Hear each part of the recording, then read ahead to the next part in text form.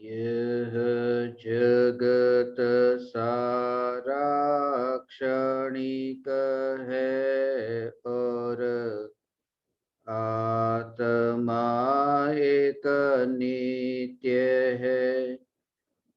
आत्मा का अनुभव बस एकमात्र नित्य है।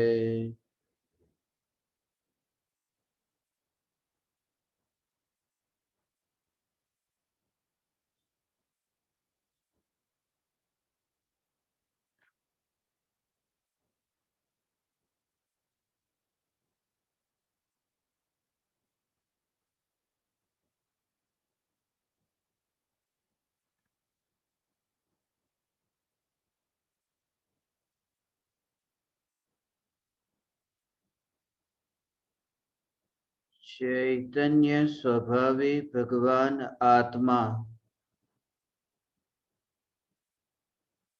अनादि अनंत शुद्ध चैतन्य मात्र है। ज्ञान मात्र है।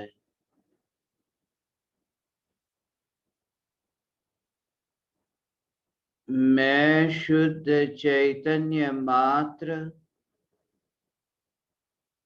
ज्ञान मात्र, भगवान आत्मा हूँ। त्रिकाल शुद्ध चैतन्य परमात्मा हूँ।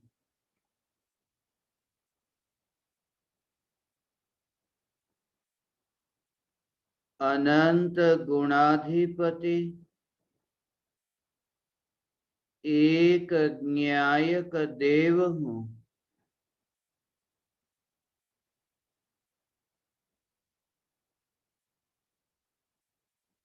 अगणित ज्ञेयों के प्रतिबिंबों से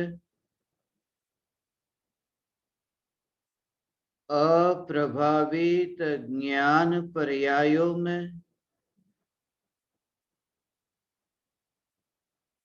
एक समय के लिए भी नहीं मिलने वाला, एक समय के लिए भी नहीं सिकुड़ने वाला, त्रिकाल ध्रुव चैतन्य सत्ता मात्र भगवान आत्मा हूँ।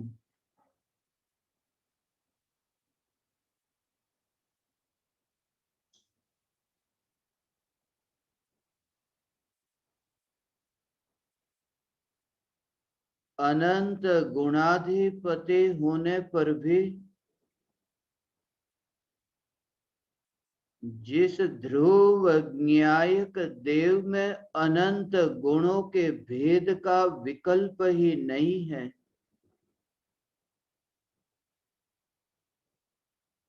ऐसा अभेद एक ध्रुव न्यायक देव ही मैं हूँ।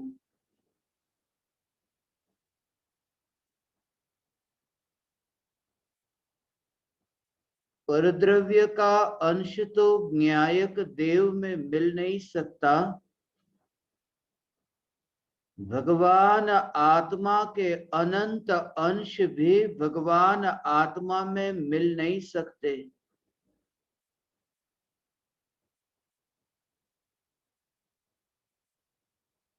परद्रव्य के भेद तो न्यायक देव के बाहर है। ज्ञान दर्शन चारित्र आदि अनंत गुणों के भेद भी न्यायक देव से बाहर है। ऐसा जो ध्रुव न्यायक देव यही मैं हूँ। जिस न्यायक देव में एक समय के लिए भी विकल्प की लहर नहीं उठी, जिस न्यायक देव में एक समय के लिए क्षयोपशम ज्ञान की तरंग नहीं उठी,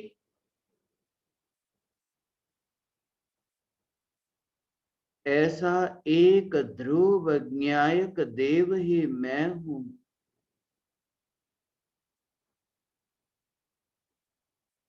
तीन लोक के समस्त प्रदेशों पर जन्म मरण होने पर भी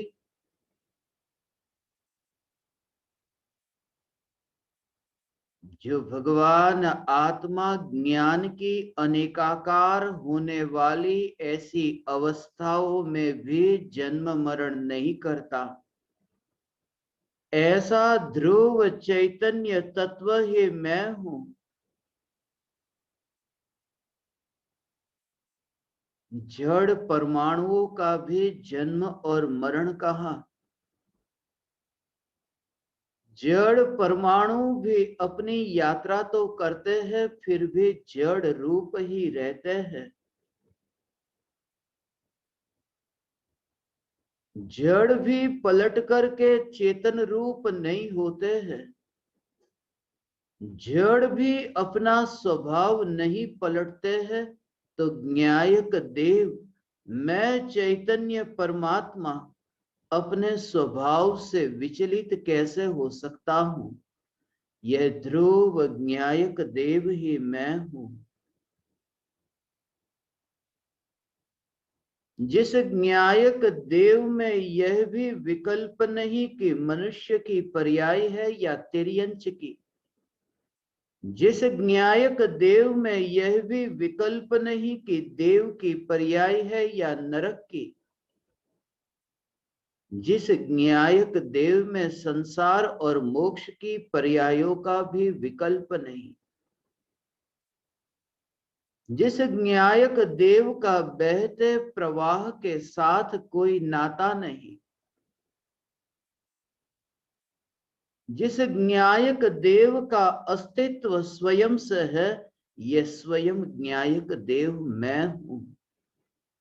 ऐसी मैं ज्ञायक देव हूं, ऐसी यह जागृति। ऐसी जागृति जहां प्रकट होती है, विकल्प के तरंग भी विलय को प्राप्त होते हैं। स्वरूप में तो विकल्प की तरंगे नहीं है, मगर जो विकल्प की तरंगे हैं, वे विकल्प की तरंगे भी ध्रुव ज्ञायक देव में उपयोग ढलते ही शांत हो जाती है, मर जाती है। निर्विकल्प अनुभूति होती है। उस समय अभेद निर्विकल्प अनुभूति के काल में दोपना न रहा, द्वैत न रहा।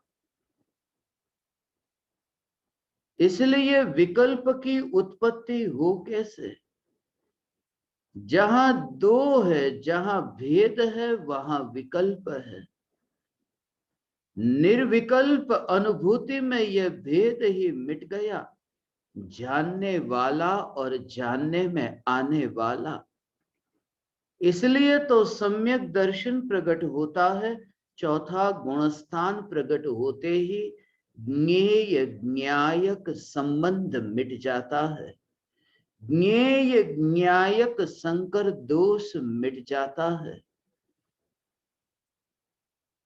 न्यायक ही ज्ञेय बना, और यह भी विकल्प न रहा कि मैं जानने वाला और मैं जानने में आने वाला। ऐसा अभेद निर्विकल्प अनुभव ज्ञेय का ज्ञायक के साथ संबंध न रहा, क्योंकि जो ज्ञेय कहा वह ज्ञेय निर्विकल्प अनुभूति के काल में अनुभूति से तो बाहर रहता है। इसलिए ज्ञानियों ने ज्ञायक को जो ज्ञेय के साथ में संबंध बताकर कहा, वह ज्ञेय परज्ञेय की बात है। इसलिए ज्ञेय ज्ञायक संकर दोष, ज्ञेय ज्ञायक की ये मिलावट वाला दोष, ये मिलावट वाला दोष स्वज्ञेय और ज्ञायक के बीच में नहीं है। ये परज्ञेय और ज्ञायक के बीच है। इसलिए तो वहां ज्ञेयों की श्रेणी में द्रव्येंद्रिय को, भावेंद्रिय को और भावेंद्रिय के विषयों को लिया, न्यायक देव को न लिया। ज्ञेयों की श्रेणी में पर को लिया और न्यायक एक और दूसरी और है पर। ये स्व और पर के भेद ये तो दूर, मगर न्यायक ही जब जानने में आए, परज्ञेय नहीं। स्वज्ञेय जब न्यायक ही बने तब भी ये भेद नहीं रहता, ये दोपना नहीं रहता, और तभी निर्विकल्प होता है। दोपना न रहे, पाने जैसा कुछ है, तब फिर वहां दो भेद खड़े होंगे। मंजिल की और लक्ष्य है तो मार्ग का विकल्प होगा। मार्ग का विकल्प तभी मिट सकता है जब जहां हो वही मंजिल है ये दिखाई दे, फिर मार्ग का विकल्प नहीं रहता। मंजिल दूर है ऐसा देखते हो तब मार्ग का विकल्प उत्पन्न होता है। जब स्वयं को ही मंजिल देखा तब मार्ग का विकल्प न रहा।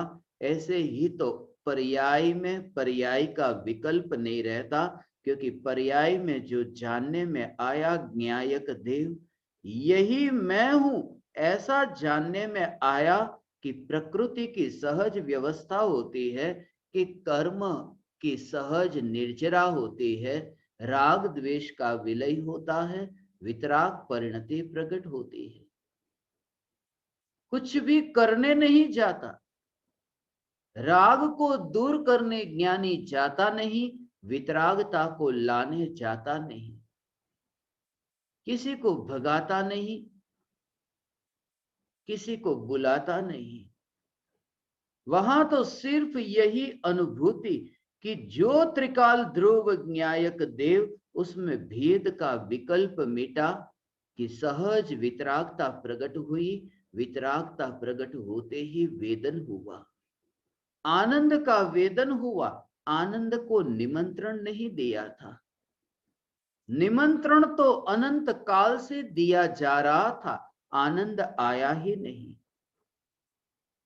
क्योंकि आनंद को निमंत्रण देना यह विकल्प है, और विकल्प जहां है वहां आनंद आए कैसे। इसलिए राग से दूर होना चाहा, राग से भागना चाहा, विकल्प से भागना चाहा, संसार से भागना चाहा। इसलिए तो अनंत भवों की ये जो अनंत कहानी, अनंत कथाएं ये सुनी, ये हमारी ही कहानियां हैं कि पूर्व भव में जो अनंत बार मुनि हुआ, उस समय क्या किया था। उस समय यही कि मैं परिवार से छूटूं, मैं शत्रु से छूटूं, मैं मित्र से छूटूं, और कभी कभी यह भाव भी आता है कि मैं विकल्पों से छूटूं। अब इस जगत में कोई भी मेरा शत्रु नहीं, मैं शत्रु से नहीं, मैं शत्रुता से छूटना चाहता हूं। मैं धन संपत्ति से नहीं, धन संपत्ति के लक्ष्य से होने वाले अहंकार से छूटना चाहता हूं। पर से नहीं, मैं प्रभावों से छूटना चाहता हूं। और यह सबसे खतरनाक है, जिसकी वजह से आज तक अनुभूति नहीं हुई। वरना ये भाव भूतकाल में नहीं भाए थे। ये भाव अनंत बार आए कि मुझे विकल्पों से छूटना है, और जिनसे तुम छूटना चाहते हो वही तुम्हारे पीछे पीछे आता है। क्योंकि जिनसे तुम छूटना चाहते हो वही तुम्हारे विकल्प का कारण बनता है। इसलिए सन्यासी की कहानी तुमने सुनी है ना, कि जिसके पास कोई व्यक्ति आया और कहता है कि मुझे भी आपके जैसा साधु सन्यासी तपस्वी होना है, क्या करूं, मैं भी आपकी भांति इतना अस्ति की मस्ती में मस्त होना चाहता हूं। सन्यासी कहता है, एक काम करो, तुम भी परमात्मा का चिंतन करो, मगर जब तुम परमात्मा का चिंतन करो तब तुम बंदर को याद मत करना। अब वो व्यक्ति बैठता है और जब भी बैठता है कि बंदर को याद नहीं करना, परमात्मा को याद करना है, ये तो एक और बंदर को याद नहीं करना, बंदर से बचना है, बंदर से बचना है, और बंदर ही विकल्प का कारण बनता है। जिन विकारों से छूटना चाहते हो उन विकारों को ही मुख्य करके साधना के लिए तुम पहला कदम आगे बढ़ाना चाहते हो। इसलिए निर्विकल्प अनुभूति नहीं होती, विकल्पों से छूटने वाले को निर्विकल्प अनुभूति नहीं होती। स्वरूप जो निर्विकल्प है, यह निर्विकल्प की रुचि इतनी हो कि उस रुचि से ही उपयोग अंतर्मुख होता है और निर्विकल्प होता है। क्योंकि जिनसे तुम दूर भागते हो उसको समझ में आया, उसकी पकड़ में यह आया कि जिस शत्रु से तुम दूर भागते हो और वह भी डर करके, वह तुम्हारे पीछे पीछे आएगा। वो समझ गया कि तुम डरते हो, वह तुम्हारा पीछा नहीं छोड़ेगा। तुम जिससे दूर भागते हो वही तुम्हारे विकल्पों में ज्यादा आता है। इसलिए तुम देखते हो कि जो स्त्री को छोड़ करके नाम के आगे ब्रह्मचारी नाम लिखा देते हैं, उनके प्रवचन में तुम सुनोगे तो स्त्री को छोड़ो, स्त्री को छोड़ो, एक बार एक प्रवचन में स्त्री आए बिना नहीं रहेगी। क्योंकि जिनको छोड़ करके वे भागते हैं वही उनके दिमाग में आता है, वही उनकी मान्यता में दृढ़ है। इसीलिए तो उनके ही विकल्प उत्पन्न होते हैं। ब्रह्मचारी तो वह जिन्हें स्त्री को भोगने का नहीं, स्त्री को त्यागने का नहीं, स्त्री कौन है वह भी विकल्प नहीं रहता। और कौन सी स्त्री? वो कोई पराई नहीं, वो मांस खून हड्डी और चमड़े से बनी हुई नहीं, वह कोई स्त्री नहीं। ब्रह्मचारी तो यह है कि जिन्हें ब्रह्मचर्य नाम की जो स्त्री है, ब्रह्मचर्य नाम की जो पर्याय है, उसमें भी रुचि नहीं रहती, वह भी विकल्प का कारण नहीं बनती, क्योंकि दृष्टि ब्रह्म पर है, ब्रह्मचारी पर नहीं। वह पर्याय स्वयं ब्रह्मचारिणी है। ऐसी पर्याय पर भी जोर न हो तब सहज ब्रह्मचर्य का पालन होता है। इसलिए विकल्प से निर्विकल्प होने की भावना पाने वाले ज्ञान दीपक सिर्फ जोर न्यायक देव पर, न परद्रव्य पर, न पर्याय पर, न तो गुणों के भेद पर।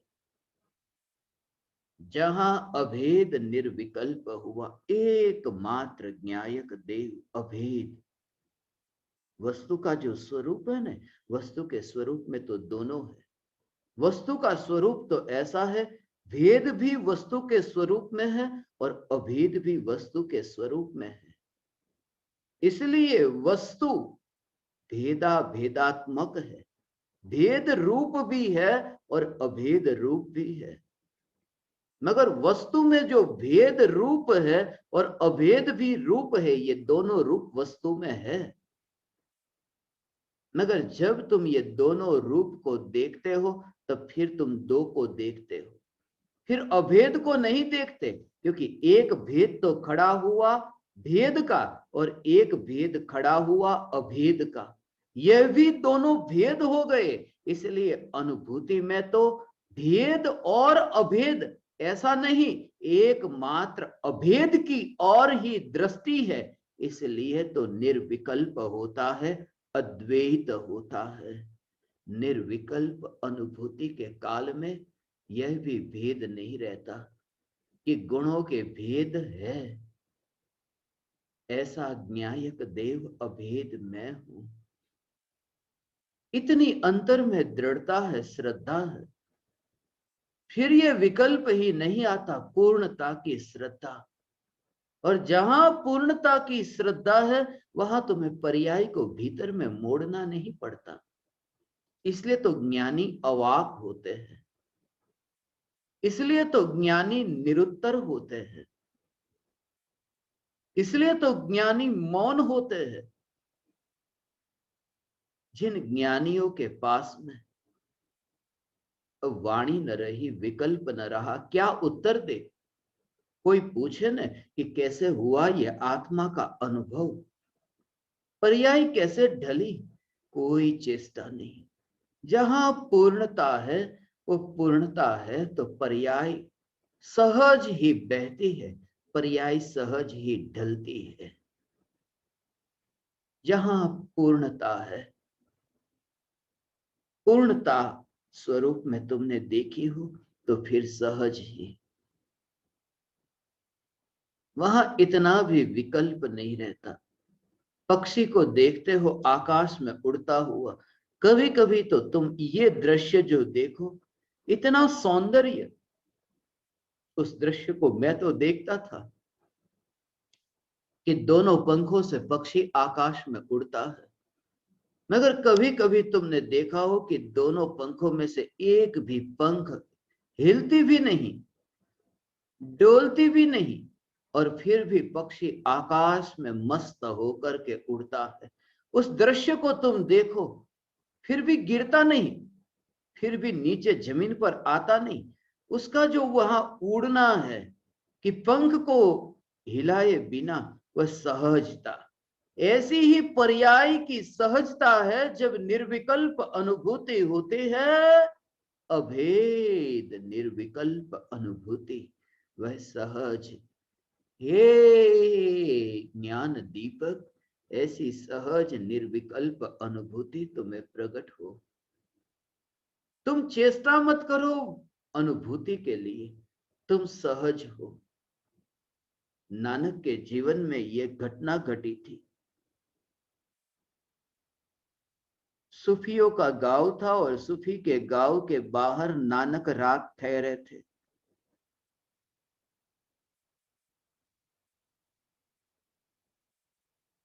दूसरे दिन ऐसा हुआ, गांव के लोगों ने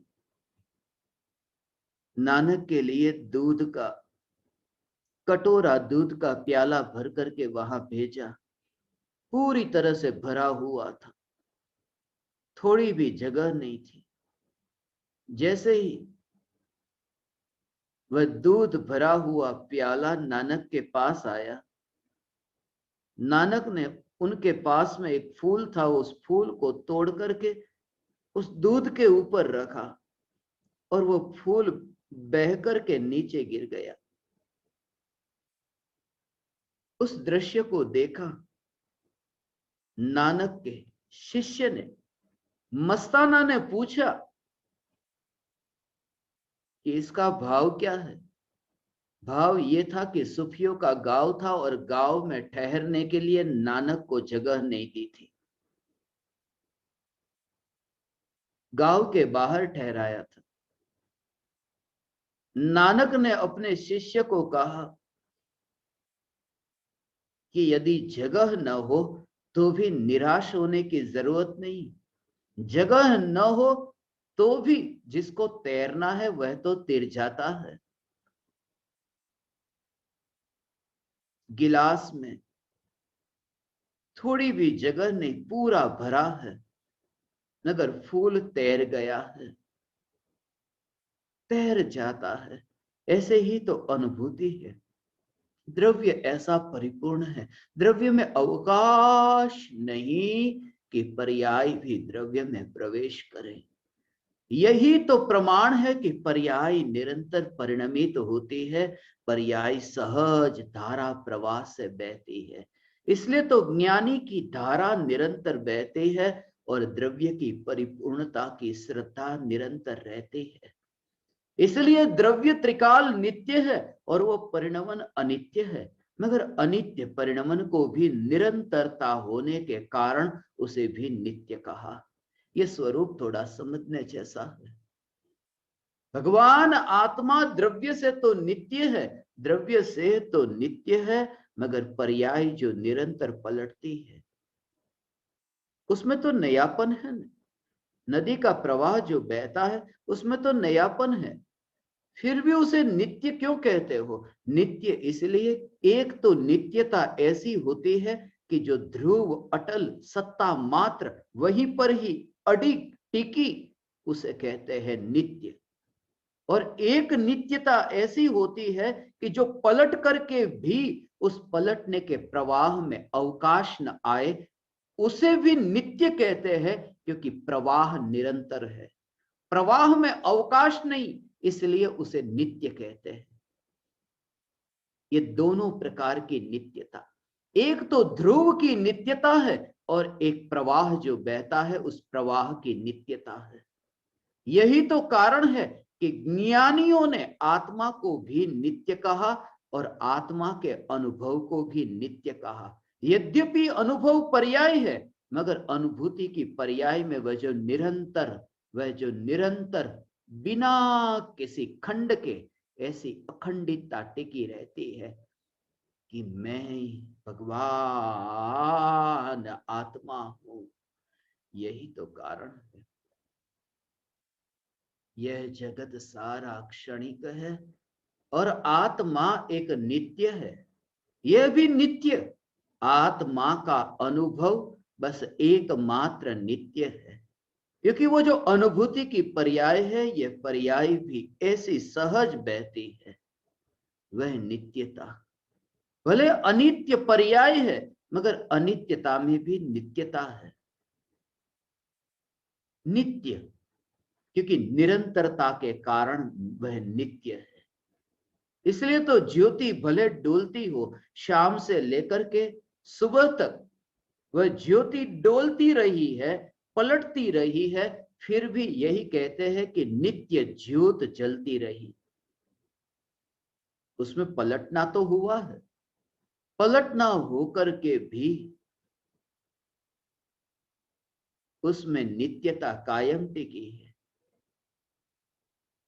यह ज्ञान का प्रवाह ऐसा है। ज्ञान के प्रवाह में निरंतर परिणमन तो है, मगर उस परिणमन में भी ध्रुव नित्यता टिकी है। उस नित्य स्वरूप को जो समझता है, तब पर्याय और द्रव्य का भेद विलय को प्राप्त होता है। हे ज्ञान दीपक, पूर्ण रूप से प्राथमिक चरण में संसार से थका हो, पूरी तरह से, जिसे एहसास हो रहा हो कि जग में तो मेरा कुछ भी चलता नहीं। श्रद्धा नहीं, श्रद्धा तो तब होगी जब अनुभूति होगी। प्राथमिक भूमिका में तो एहसास होता है, जीवन के रोज के दिन प्रतिदिन नजर के सामने घटती जो घटनाएं हैं, उन घटनाओं को देख करके ऐसा एहसास होता है कि इसमें मेरा तो क्या चलता है, कुछ भी तो नहीं। उस भ्रम से मुक्त होने की तैयारी शुरू हुई। बीमारी मैंने लाई नहीं तो बीमारी को मैं भेजू कैसे? क्या कर्तृत्व है मेरा इस जगत में? बड़े बड़े अहंकारियों के अहंकार न रहे, चक्रवर्तियों के भी अहंकार न रहे, तो मैं और आप कौन? ये विचार से ही शुरुआत होती है अकर्ता भाव की, कि जगत में मेरा चलता कहां? इतनी तेजी से रथ यात्रा करता था, रथ की गति इतनी थी कि आजकल की गाड़ी को भी मैंने इतनी गतिवान, इतनी तेजी से दौड़ती देखी नहीं। मगर जो रथ दौड़ रहा है, रथ की जो गति है, उस रथ का जो पहिया है, वहां पहिए में वो जो कील है, पहिए में कील है, वहां एक मक्खी है। और रथ जब इतनी तेजी से दौड़ता हो तो पीछे धूल बहुत उड़ती है। और वह मक्खी इतनी अहंकार से भरी है कि मैं आज देखो कितना अद्भुत काम कर रही हूं कि मैं धूल को उड़ा रही हूं। ऐसा ही हमारा अहंकार है।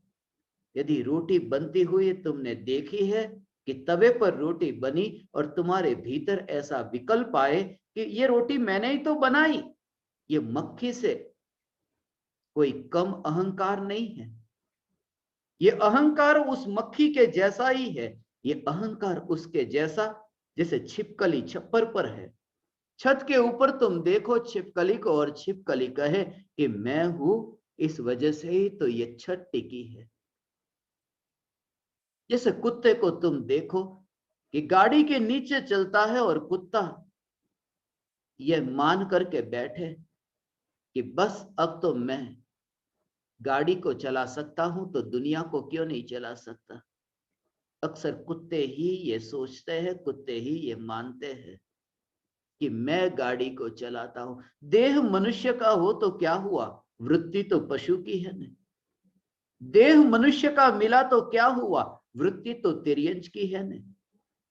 पंचेंद्रिय देह मिला तो क्या हुआ, वृत्ति तो निगोद की ही है ना, कर्तृत्व भाव की।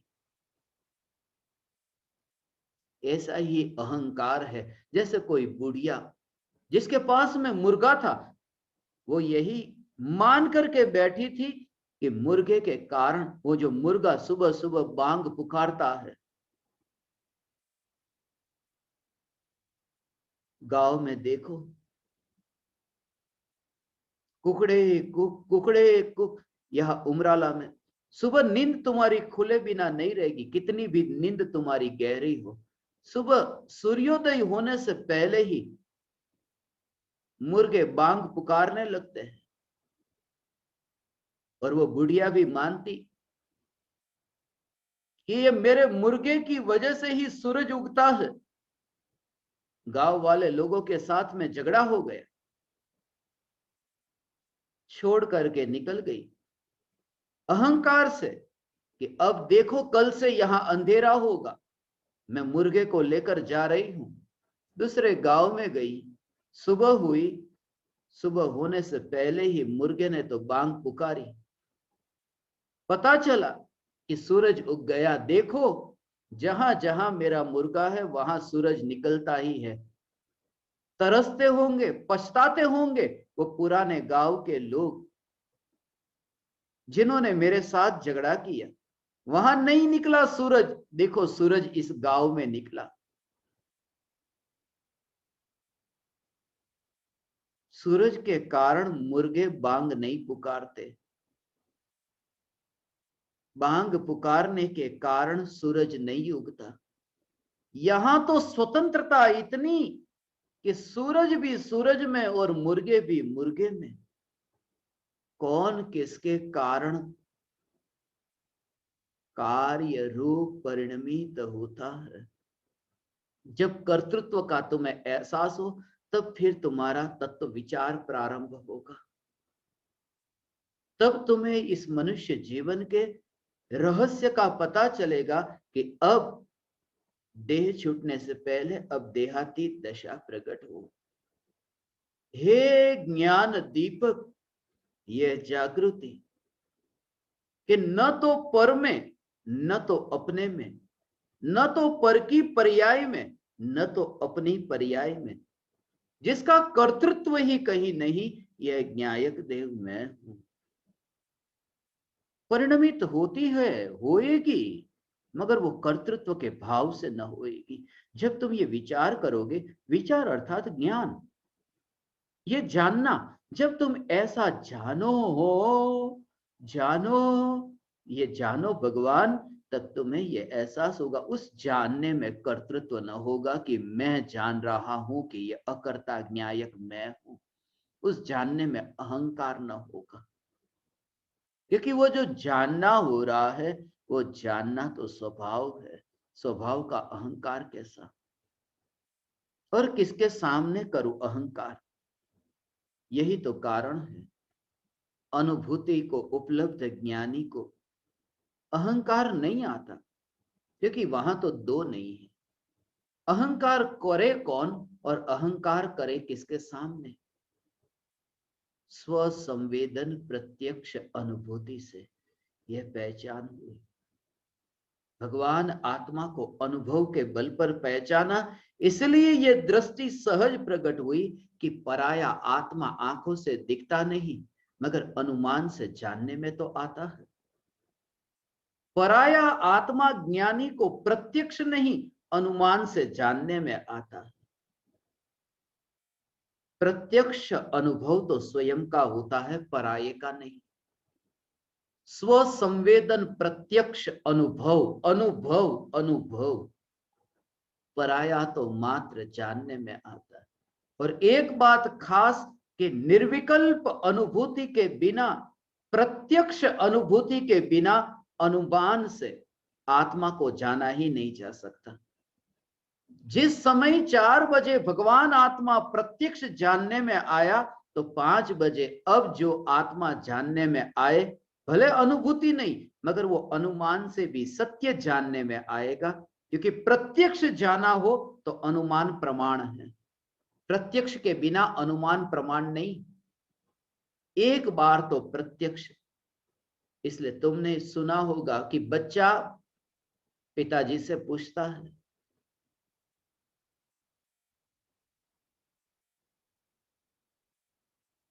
पिताजी देखो वाघ आया। वहां पर वाघ नहीं आया था, बिल्ली निकली थी। मगर पिताजी ने कहा, बेटा ये वाघ नहीं है, ये तो बिल्ली है।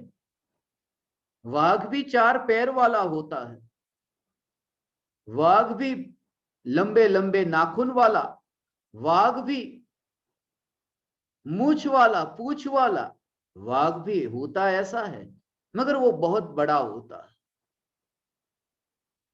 वह बहुत शक्तिशाली होता है। अब पिताजी अपने बेटे को वाघ के बारे में बताते हैं, वाघ ऐसा होता है। वो बिल्ली को बता करके, बिल्ली के रूप से वाघ की तुलना करके, वो वाघ का स्वरूप और बेटे के मस्तिष्क में तैयार हो रहा है, वाघ ऐसा, वाघ ऐसा। वह सिर्फ अनुमान है। अनुमान से उस वाघ के बारे में बेटा जानता है। कोई उसे पूछे कि तुम वाघ के बारे में जानते हो, कि हाँ मैं जानता हूं, 4 पैर वाला होता है। पिताजी ने जैसे बताया बस वो सब लक्षण बता देता है, मगर वो सिर्फ अनुमान है। और एक बार पिताजी बेटे को प्राणी संग्रहालय लेके गए, जू में लेकर के गए, और वहां पर दिखाया, जू में, प्राणी संग्रहालय में। और वहां पर देखते ही बेटे ने बोला, देखो पापा सामने वाघ। बेटे ने खुद ने पहचान कर ली वाघ की, देखो पापा सामने वाघ है। मगर पहले पापा से सुना था 4 पैर वाला, लंबे नाखून वाला, मूछ वाला, पूछ वाला, ये सब सुना था। ये धारणा में, उसके विचारों में वो पहले से था। अब सिर्फ प्रत्यक्ष दर्शन बाकी था। और फिर पिताजी ने कहा, हाँ बेटा यही वाघ है। पिताजी ने क्या किया, वाघ को दिखाया नहीं, देखा तो बेटे ने ही वाघ को है, पहचाना तो बेटे ने ही वाघ को है। सिर्फ पिताजी ने मोहर लगाई कि हाँ यही वाघ है, तेरा जो ये अनुभव है कि ये वाघ, ये अनुभव सच्चा है। सदगुरु पहले शिष्य के ज्ञान में अनुमान से, विकल्प के स्तर पर पहले पहचान कराते हैं, सिर्फ वितरागी परमात्मा की प्रतिमा को दिखा करके कि परमात्मा का स्वरूप ऐसा है। परमात्मा क्रोधादि भावों से, विकारी भावों से न्यारे होते हैं, मुक्त होते हैं, ये बताया। मगर ये बता करके शिष्य के विचारों में भगवान आत्मा के संबंध में, भगवान आत्मा का नहीं, भगवान आत्मा के संबंध में विचार चलते हैं, चिंतन चलता है। अलग अलग दृष्टिकोण से, नई से, प्रमाण से, निक्षेप से, जैसे ज्ञानियों ने समझाया ऐसे तत्व विचार करता है।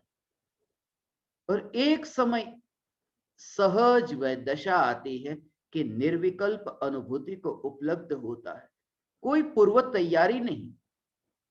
बच्चे को तो पता भी नहीं था कि वाघ अभी मुझे दिखाई देने वाला है, सहज दिखाई दिया।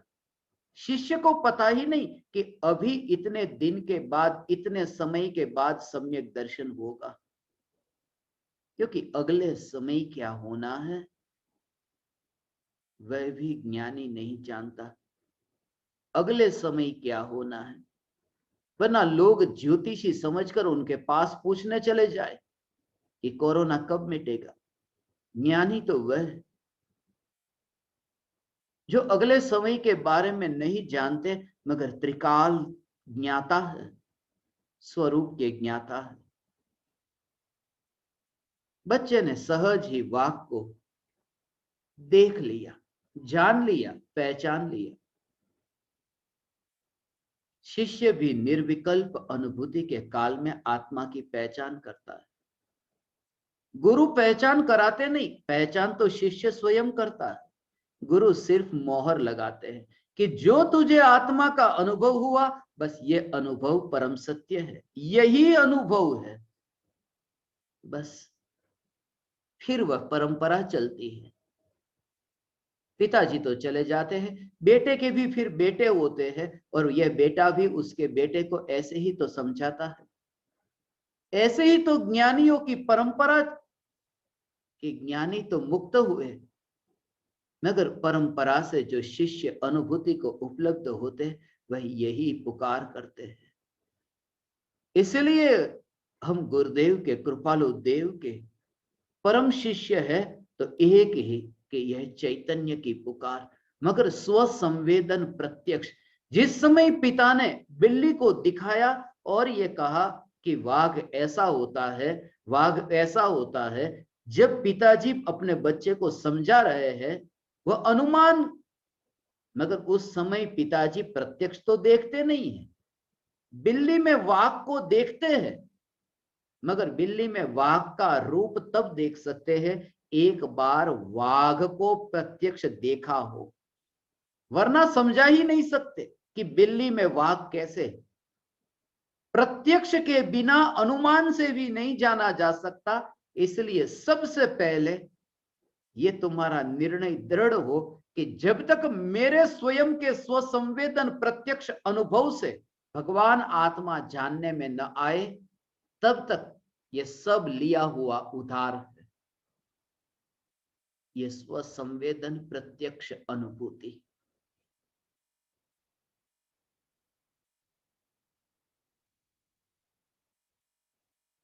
अमूल्य मनुष्य जन्म जो प्राप्त हुआ, इस देह का सदुपयोग इसके लिए करना है। भ्रांति में नहीं अटकना है, भ्रम में नहीं, क्योंकि चारों ओर भ्रम ही भ्रम फैला है। चारों ओर मिथ्या दृष्टियों की ही जमात है। किन किन से बचोगे? सिर्फ इतना कि सिमटने में सार है, अपना प्रयोजन सिद्ध करने में सार है।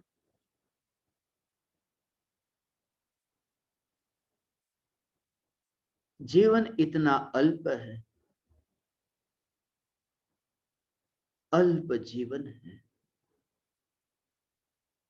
उस अल्प जीवन में ये अवसर हे ज्ञान दीपक प्राप्त हुआ। तुम इतने दृढ़ हो जाओ भगवान कि देह छूटने से पहले तुम्हें निर्विकल्प अनुभूति हो।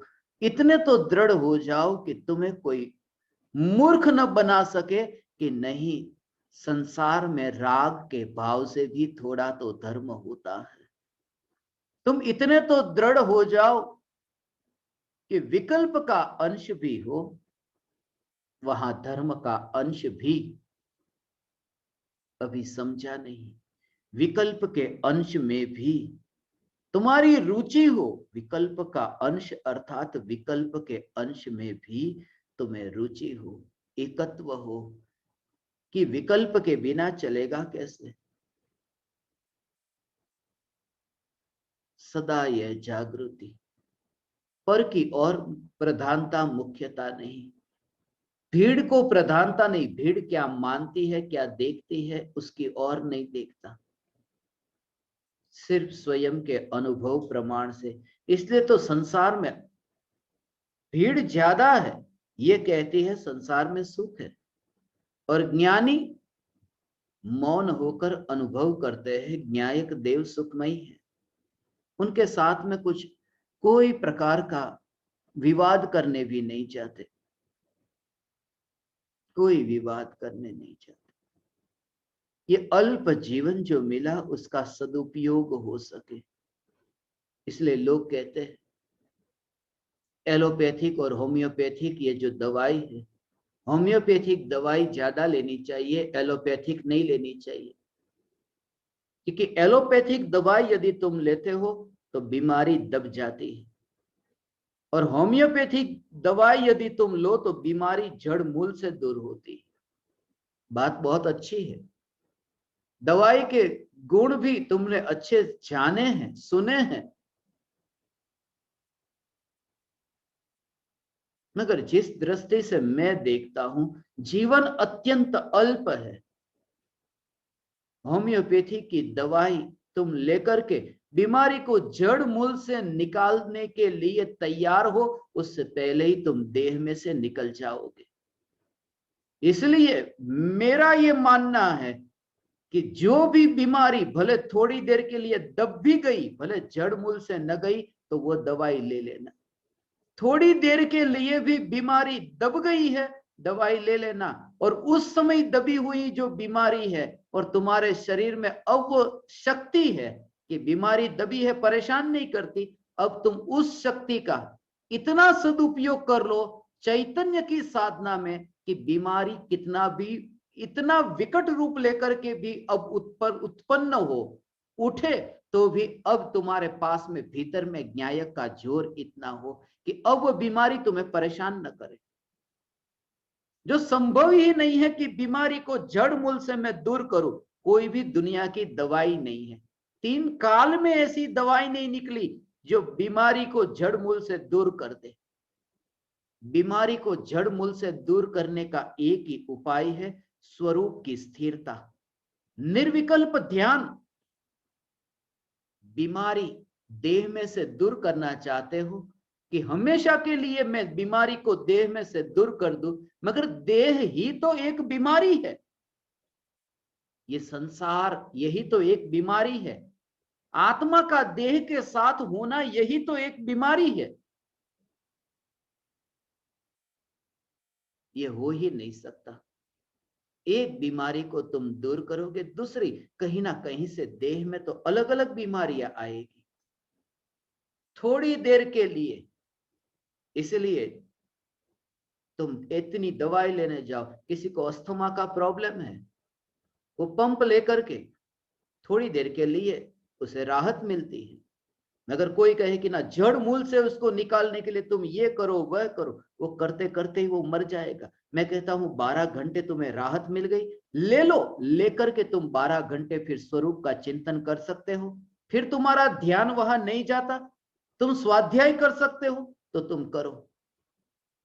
उन विकल्पों में मत अलझना कि जड़ मूल से मैं बीमारी को दूर करूंगा, जितना समय मिला, क्योंकि देह का क्या भरोसा, विकल्प से छूटे ने, 12 घंटे के विकल्प से तो छूटे ने, करो अब सदुपयोग वो 12 घंटे का, और फिर भविष्य की चिंता मत करो, भविष्य तो वर्तमान से होकर के गुजरता है, वर्तमान से होकर के ही भविष्य की तो यात्रा के लिए आगे बढ़ते हैं।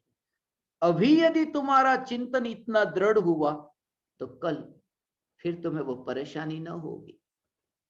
इसलिए तो मुनिराज आत्मा के निर्विकल्प ध्यान में इतने लीन हुए, घर में आत्मा में लीन हुए, सम्यक दर्शन घर में पाया, और मुनि हुए तो वन में रहे, घर में रह करके सम्यक दर्शन पाते हैं, परिवार के साथ में रह करके सम्यक दर्शन पाते हैं, अनुकूलता के बीच में रहकर सम्यक दर्शन पाते हैं, मगर अनुकूलता के बीच में जो सम्यक दर्शन पाया, उसकी दृढ़ता इतनी हो गई है कि अब वो वन में वाघ और शेर भी आकर के खाए तो भी पता नहीं चलता, क्योंकि दृढ़ता पहले से ही हो गई,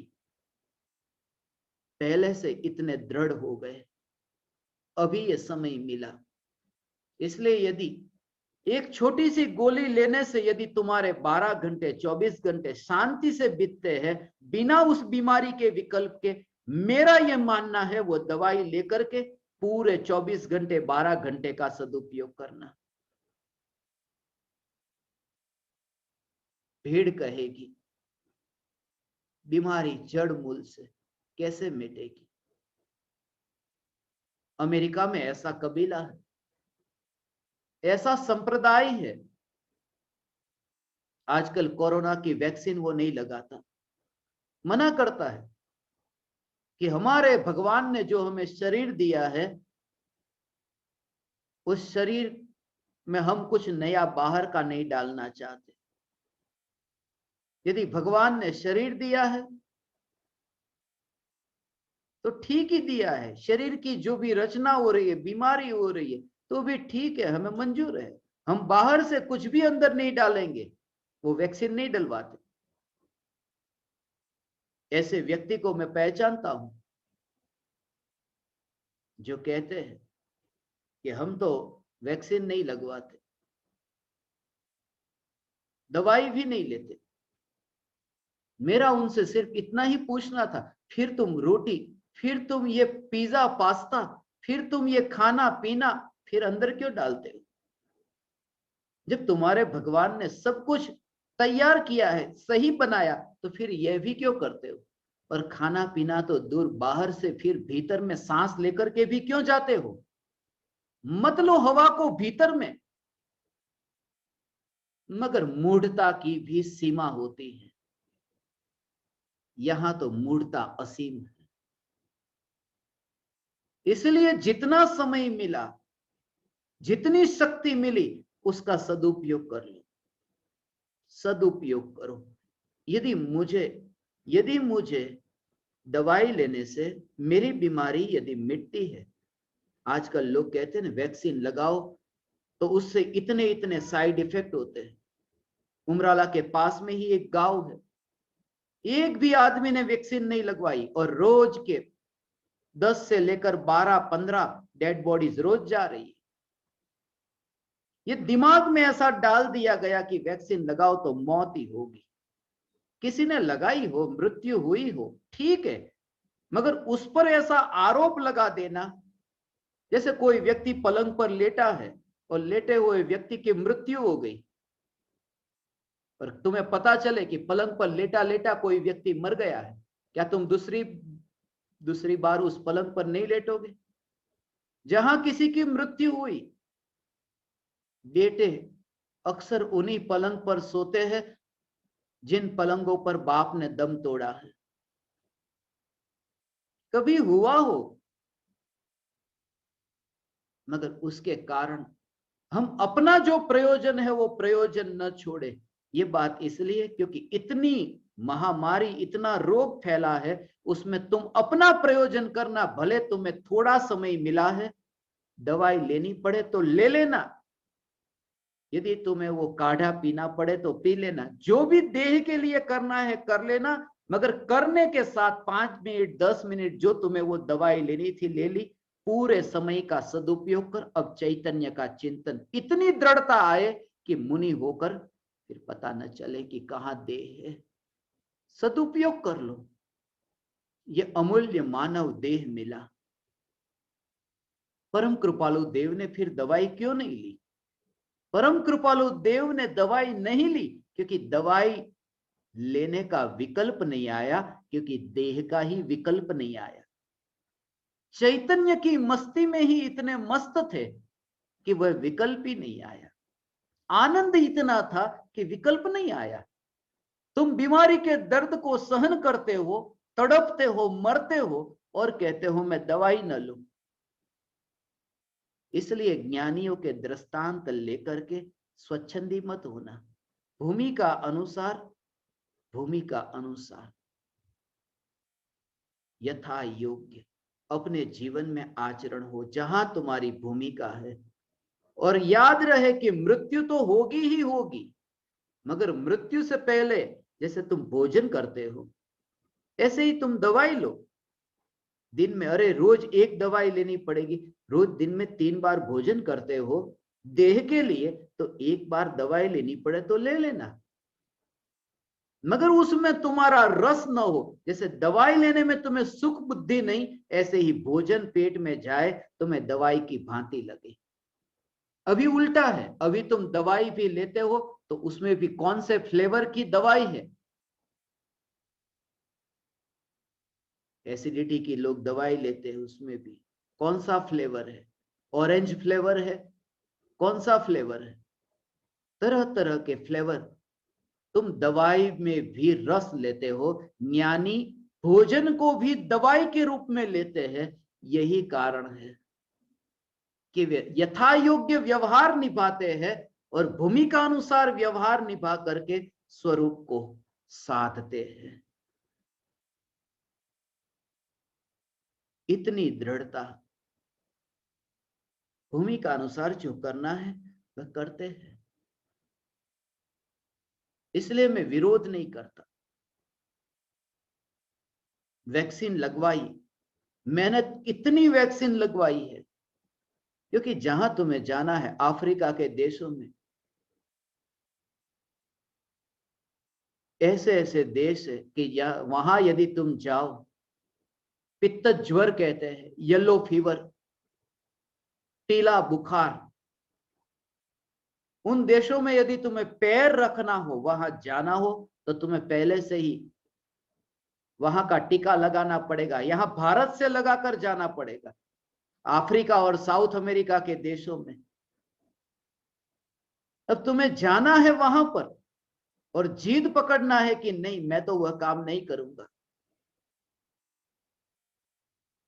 10 बरस में एक बार वो टीका लगवाना जरूरी है अफ्रीका में, यदि तुम्हें यात्रा करनी है साउथ अफ्रीका, साउथ अमेरिका और अफ्रीका के देशों में। ऐसे बहुत से देश है जहां यदि तुम्हें वहां पैर भी रखना हो, तो वहां तुम्हें पोलियो की बूंद बच्चे को पिलाते हैं कि नहीं। अब क्या पता, सबको थोड़ी पोलियो होने वाला है, बड़ा होकर के सब बच्चे थोड़ी अपंग होने वाले, फिर भी पोलियो की बूंद पिलाते हैं ना, प्रिकॉशन। इतनी तो समझदारी तुम में भी है। अफ्रीका के देश में, केन्या में यदि तुम्हें पैर रखना हो, ऐसे भी नामीबिया है, नाइजीरिया है, इथियोपिया है, ऐसे ऐसे देश है जहां तुम्हें जाना हो, पोलियो का सर्टिफिकेट पहले लेके जाना पड़ेगा। और अब तो एक कानून आने वाला है कि यदि तुम्हारे पास में वैक्सीनेशन का सर्टिफिकेट नहीं होगा, पासपोर्ट के साथ में तुम्हें वो सर्टिफिकेट भी रखना पड़ेगा। यदि एक देश में से दूसरे देश में जाना है, वो सर्टिफिकेट है कि नहीं पासपोर्ट के साथ। तुम्हें घूमना है पूरी दुनिया और जिद रखनी है अपनी, तो वो नहीं चलता। जब मौत आती है तब खून की बोतल चढ़ाने को तैयार होते हो, किसी का खून अपने शरीर में जाता है, वो विचार नहीं आता। मौत आती है तब ये विकल्प नहीं आता, तब ये विचार नहीं आता। यहां तो भूमि का अनुसार जहां तुम्हारी स्थिति है, ऐसी स्थिति में भूमि का अनुसार तुम्हारा व्यवहार हो, भूमि का अनुसार तुम्हारा व्यवहार हो। और इस समय का, इस शक्ति का सदुपयोग करो। जो भी देह मिला, मरना तो है ही, मृत्यु तो होगी ही, मगर मृत्यु से पहले हे ज्ञान दीपक, यदि तुम्हें देह की रक्षा करनी पड़ती है, जरूर करना, जरूर करना, क्योंकि अभी तुम्हें पाना बाकी है। मगर रक्षा करना वो भोग के लिए नहीं, रक्षा करके भी तुम्हारा पूरा जीवन दिन रात तुम्हारे चैतन्य चैतन्य चैतन्य में बीते। भगवान, ये चैतन्य, ये धर्म है, ये धर्म के उपदेश के अधिकारी सम्यक दृष्टि है। धर्म के शासन के नायक सम्यक दृष्टि ज्ञानी ही हो सकते हैं, क्रियाकांडी नहीं। मेरी दृष्टि में यह है कि देश में ये शासन चलाने वाले जो नेता है ना, नेता के हाथ में आज शासन की जरूरत नहीं है, वैज्ञानिकों के हाथ में शासन हो, जो जानते हैं कि इस बीमारी को कैसे रोका जाए, वो निर्णय ले कि क्या करना चाहिए देश में। जिनको कुछ भी पता नहीं, खाने पीने का क्या पता नहीं, वो देश पर शासन चलाते हैं।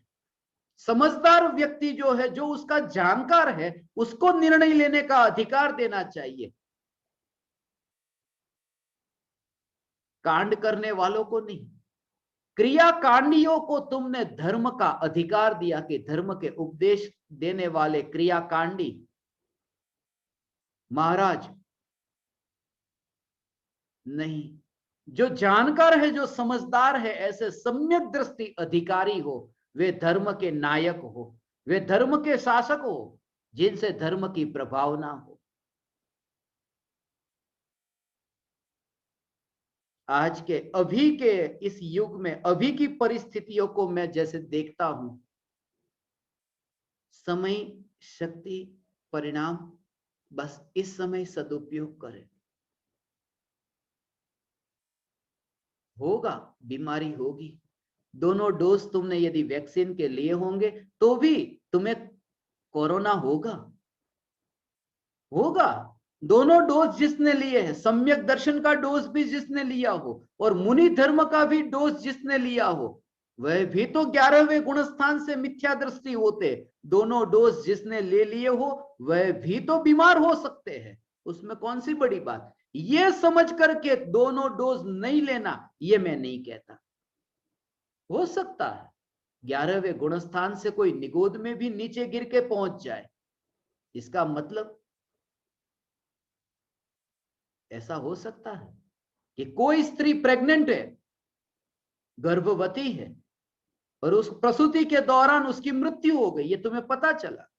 अब किसी स्त्री की प्रसूति के दौरान मृत्यु हो जाने से दूसरी स्त्री को कभी ऐसा विचार आता है कि मुझे शादी नहीं करनी, मुझे बच्चे ही पैदा नहीं करने, क्योंकि मैंने बच्चे को जन्म देने वाली एक स्त्री को मरते हुए देखा है।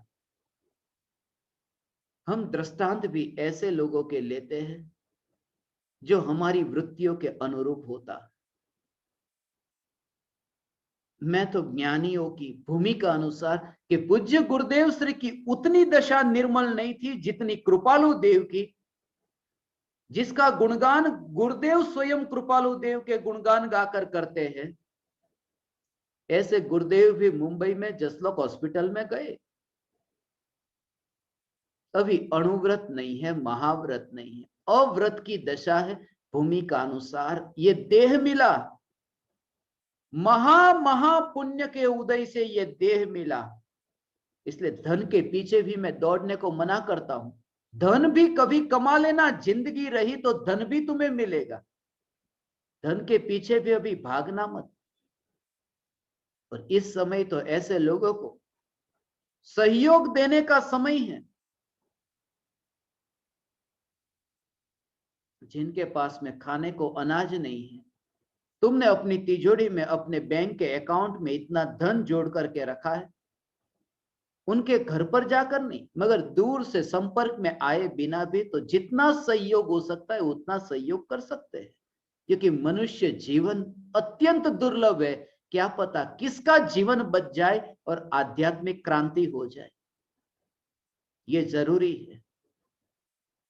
इसलिए मैंने कहा, न तो मैं सेवा करने जाता हूं, न मैं सेवा का विरोधी हूं, मगर इस भूमिका में जहां तुम हो, भूमिका अनुसार कार्य हो। आध्यात्मिक साधना केंद्र में यहां पर आप देखते हो, मोटा भाई ने इतने ऑक्सीजन, इतनी बोतल हजारों हजारों हजारों लोगों तक वो पहुंचाई। मैंने मना नहीं किया कि बंद करो ये, बस सिर्फ इतना कि दूर रह करके तुम जितना भी सेवा का काम कर सकते हो करो, तुम्हारी भूमिका अभी ऐसी है, ठीक है, मगर स्वरूप को भूल करके कभी मत करना। जो तड़पते हैं, जिनके घर में 4 दिन से रोटी नहीं है, उनको मैं बोलूं, आज है उमराला में ऐसे लोग, यह जगत सारा क्षणी के मंत्र का जाप करते हैं, कहते हैं मन नहीं लगता, फोन पर बात करते मन नहीं लगता, क्योंकि कोई काम धंधा नहीं, खेत में इतनी कड़ी धूप में क्या करने जाए, कोई काम धंधा नहीं मिलता, और घर से बाहर निकले कैसे। ऐसी स्थिति में दूसरों को सहयोग हो सकता है तो सहयोग भी करना, दवाई लेना, दवाई दिलाना, सब करके भी तुम स्वरूप को मत भूलना। ये तुम्हारा निश्चय और व्यवहार का बैलेंस होगा। हे ज्ञान दीपक, सदा यह जागृति रहे। इतना अकेला मैं चैतन्य चैतन्य चैतन्य में तो ज्ञानी सदा लीन नहीं रह सकते, इसलिए भूमि का अनुसार भाव आते हैं लाते नहीं है। जागृति, इसलिए तो मुनि मुनि को भी मुनि दशा में भी इतनी जागृति, प्रति समय असद निमित्तों से तो मुनिराज भी बचते। मैं तो मुनि हो गया, अब मैं घर वालों की संगति में क्यों ना जाऊं, गृहस्थों की संगति में क्यों ना जाऊं, दूर रहते हैं। आज भारत देश में इतनी यदि बीमारी फैली है ऐसे लोगों की वजह से। कुछ लोग ओवर कॉन्फिडेंस में हैं, ज्यादा जरूरत से ज्यादा भरोसा कि मैंने दोनों वैक्सीन के डोज ले लिए, मुझे कुछ भी नहीं होगा। ऐसे लोग हैं, ओवर कॉन्फिडेंस के कारण भी लोग एक दूसरे को परेशान करते हैं। मुनि भी ओवर कॉन्फिडेंस में नहीं आते। अभी भी एक कषाय चौकड़ी का उदय बाकी है, असद निमित्तों से बचने की जरूरत है, वन में ही विचरण करेंगे, गृहस्थों की संगति में न जाएंगे। भूमि का अनुसार यथा योग्य आचरण, जहां है वहां के नियम अनुसार भूमि का अनुसार आचरण कर। ये जो महापुण्य के उदय से मिला मनुष्य देह, एक एक समय में उस देह की महिमा जाने। मूल्यवान ऐसा ये देह, महामूल्यवान महापुण्य के उदय से मिला ये मनुष्य देह, इसकी महिमा जाने। एक ही कारण से कि इस देह में रह करके देहातीत दशा को उपलब्ध हो जाओ, बस एक प्रयोजन ये है। इसलिए ये कहा कि तुम्हारा जो जीवन है, खाना पीना ये सब हो, रोकना मत, सब हो, मगर सब तुम्हारा एकमात्र चैतन्य के लिए। इसलिए कहा जीना भी चैतन्य के लिए, मरना भी चैतन्य के लिए। आज चैतन्य, अनंत काल तक चैतन्य, चैतन्य चैतन्य।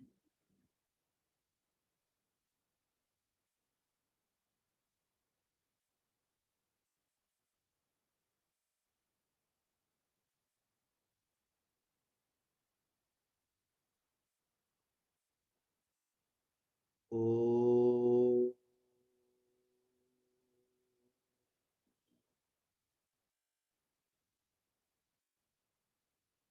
ओ